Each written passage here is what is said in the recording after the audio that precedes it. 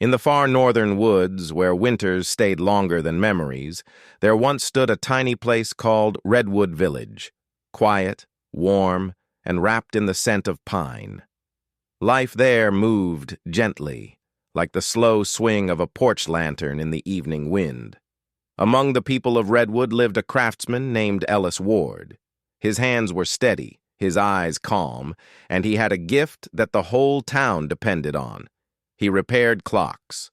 Big clocks, small clocks, pocket watches, mantle timers. If it ticked, Ellis could teach it to keep time again. But among all the clocks he had ever touched, there was one he treasured.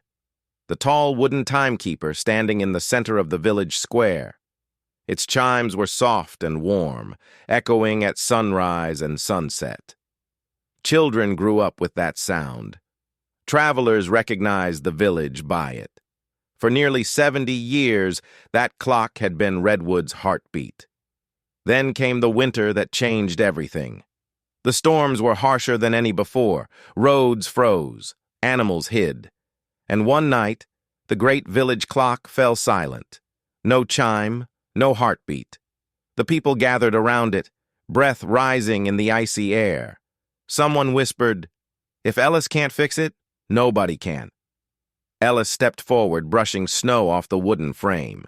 The gears inside were worn, the springs tired, the heart of the clock fighting to survive the cold. He worked day and night, oiling, adjusting, carving replacement parts by hand. But the storm stole his light. The frost stiffened his fingers, and every fix seemed to last only a little while. Still, Ellis wouldn't quit. One evening, as the sky turned gold, Ellis's granddaughter Lily brought him a cup of warm cider. She looked at the old clock and asked softly, "Grandpa, why do you love this old thing so much?" Ellis smiled the way only an old man with many memories can. "When your grandmother was alive," he said, "she used to stand here at sunset, waiting for the chime. She said the sound made the whole village feel alive. This clock, it holds her time. And as long as it keeps ticking, a part of her is still here." Lily wrapped her scarf tighter. "Then we'll save it. Together."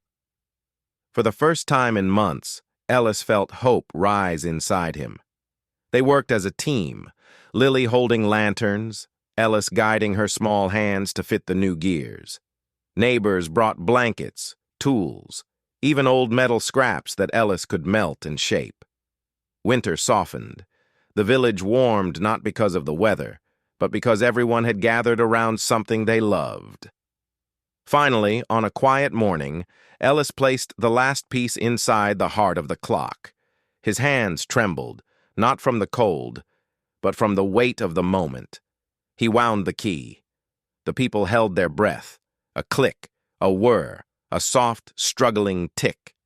And then, like a sigh returning to an old chest, the clock began to breathe again. When the first chime rang out deep and warm, the entire village felt it in their bones.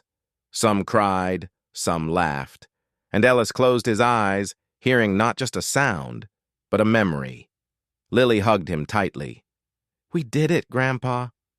Ellis looked up at the clock tower, his eyes shining. "No," he whispered, "she did. Your grandmother loved this village.